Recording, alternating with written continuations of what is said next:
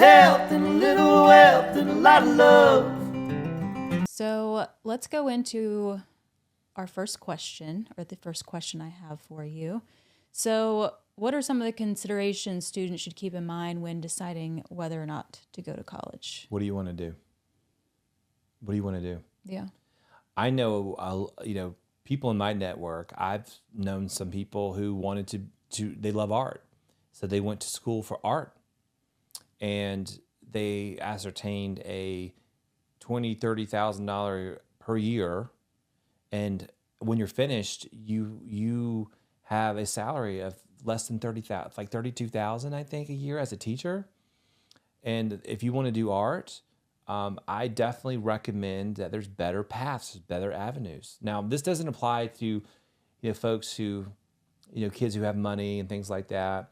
Now, I will say this: the government did something very sexy with 529s. A lot of kids a lot of parents are saving for their college tuition through a 529 plan, which a 529 is just a college education. It's just a fancy word of saying college education.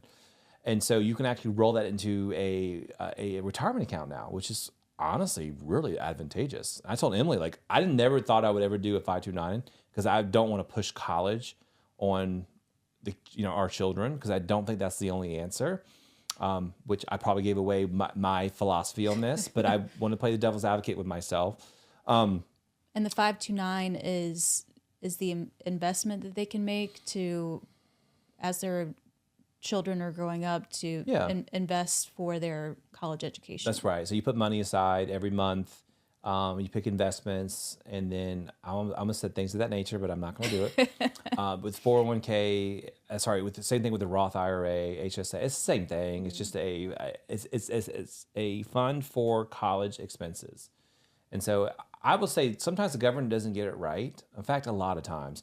But in this example, they got it right. I'm actually very proud of them, because I don't know about you guys, but I would want to help my children succeed in the future, especially with the silent oppression going on, the way that the home values, inflation, all of that. And so if you can allow your child to get a jump start, they should do a cost-benefit analysis of what they want to do. And what I'm going to say is probably going to shock you. Let's say that you do want to be an artist or a musician of all that. Don't go to school for it. Don't. Why? Unless you're going to teach. What would you do instead? Good question. What I would do instead is I would actually take courses from your local state school, and I would explore business courses. Because if you want to be an artist or a musician, and let's say that your craft is a musician, by the way, our jingle was created for someone who was a local artist. There's the internet out there. We had a lot of bids on our song, when we first started this whole experience. You can make a lot of money doing this. And so I recommend you should understand the way that business works, so that way you can do more of what you love. And a lot of people in my network, for example, my barber, shout out to Donnie if you're watching. His son, Jojo, is our video editor. And when I talked to Donnie, he is such a business-minded person. He didn't go to school for it, but he just learned it as he went along. And he can do more of the things that he loves because he did learn just the 101. So my recommendation is should you go to college? Maybe. If you wanted to be in finance like what I did, or a doctor like what Emily has done. But I don't think you should go to college. I really don't. I think there's enough information out there that if you take that $20,000 and invest in yourself, which is part of what my 4-step process is, which is grow your skill set, put every single dollar. If you had $20,000 per year, and let's say you invest in yourself 20, 40, 60, 80, not everyone wants to be an entrepreneur. I get that. But you invest all that money into yourself as an artist, as a musician, what have you. I do believe that you can get, from a financial standpoint, further. Now, there's devil advocate, there, but I don't think someone should go to, I'm gonna throw it out there, like a private school for $40,000 a year in those areas like psychology, humanities. No one cares what your degree is, honestly. Nobody cares. Yeah, if it's a highly competitive field and you're trying to get into professional school, it's one thing, but like you said, if you're trying to go into a humanities type of Right. psychology, and it always, like you said, it depends on what your future plans are. But Right. what would you say some of the misconceptions or challenges students may encounter when trying to decide about higher education? Yeah. So I made this misconception. College is expensive. And if you change your major, it is expensive. It I took think me I changed mine like 3 or 4 times. well, not everyone's like Emily. I'm sure she graduated in 4 years. 4.5. I've graduated in 4.5.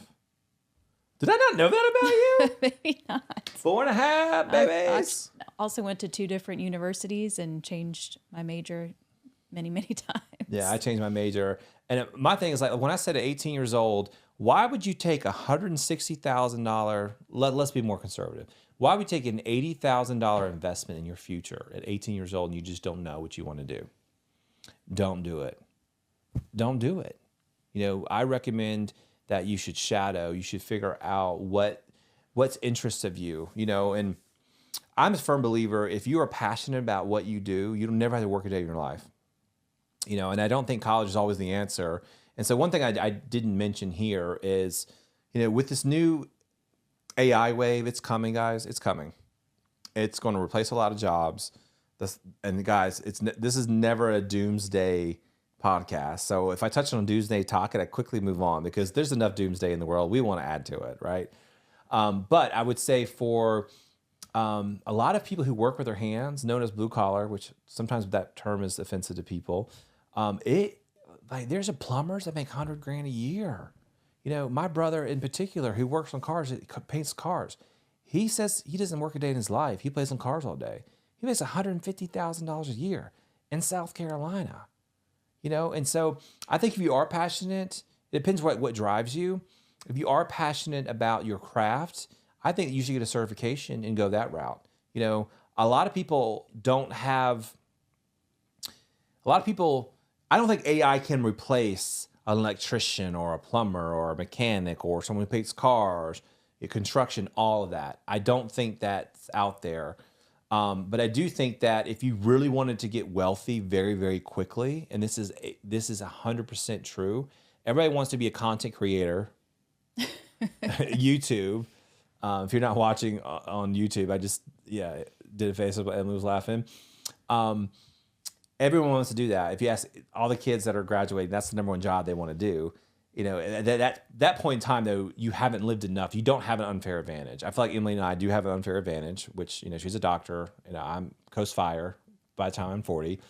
And so if you are one of those people that I just want to get rich, I think that you should get into like working with your hands. But get that certification, know that, go to your local business school. Accounting is so important. Businesses fail in 2 areas. It's accounting, which is my middle finger, and marketing. Those are the 2 areas that businesses fail more than anything. So I do think that you go to your local school. You don't have to do that. You can go to YouTube. I'm just saying that if you do want to get that confidence, I do think that that's what you should do is go to business school and then potentially go to working with your hands. And let's say you work with your hands and you want to scale the business. Now that's some magic there. And there's everything and anything you ever would know about scaling a business on YouTube. I don't think you need to go to school for that. And I don't know about you, and I've been out of college for a while. A lot of my professors were so uninspiring. I had 1 or 2 really good professors that I was all about, but every single one of them, mostly, especially that PhD next to their title, and I'm not knocking you guys, but they were so academic that they'd never felt the real world. The real world experience is far more than a college education, especially in the business world. I don't think college and all of that would ever come close to that. So those are some of the misconceptions and some opportunities and paths that you can go. With a little health and a little wealth and a lot of love, that's the life that we live. Suits and scrubs.